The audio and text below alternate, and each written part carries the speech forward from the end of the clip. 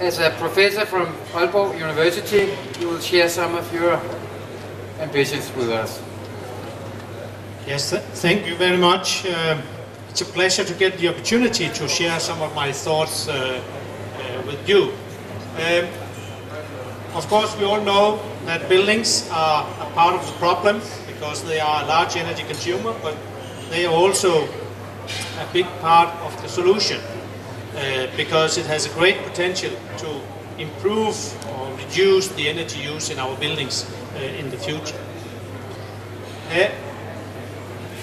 My vision for the future is that we can create buildings that are net zero energy buildings. So this means these are buildings that are both consumers, but they are also producers of energy. And this means that they are capable of being energy neutral, so they produce as much energy as they consume. But this also means that the buildings in the future become an integrated part of the energy system. So this part means that we have to take them into consideration in planning of the energy system for the future. And although we technically can create these buildings today, and we have heard a few examples of this type of buildings already, I think there are still a number of challenges that we need to face in order to do it, you could say, in a more competitive and economical way. The first part, I think, follows the previous speaker, is that we need to introduce new ways of working. Going from what I would call a building design based on components we put together to a building, we are now approaching a period where we are making system designs, and maybe even when we are talking about the active houses, concept designs.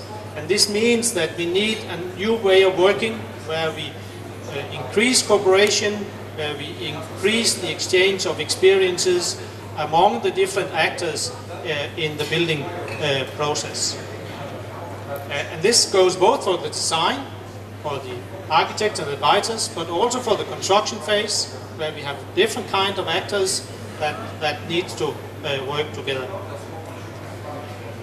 Then we have a number of challenges which are related to seeing the building as a part of the energy system, because we need to find out what is the optimum balance between energy savings and renewable energy production. What is the optimum balance on locating renewable energy devices on the building or locate them in the energy grid? And finally, we need to evaluate how we optimize the building's interaction with the energy grid. So the building is able, you could say, to respond to the availability of energy in the grid, have a flexible demand, so we can interact wisely with the grid.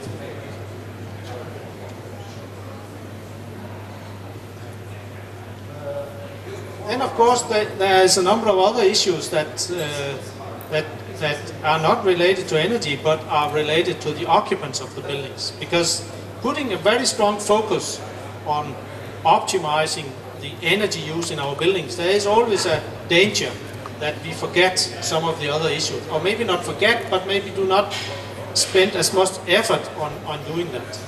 And this is, of course, related to other aspects, that indoor climate, functionality, usability, and so on. And also on making sure that the building solutions we make fulfill the occupants' needs, can be understood by the occupants, and so the occupants are able to control the systems according to their needs. It is maybe sometimes a tendency that we are making machines instead of buildings. So we need always to remember to make buildings for people and not machines. I think in order to be able to meet these challenges, we need more cooperation between the actors. And it's actually my hope and expectation that a forum like the Active House Alliance can be a forum for making this exchange of knowledge, exchange of experiences, and increased cooperation between the actors in the building sector. Thank you. Thank you so much.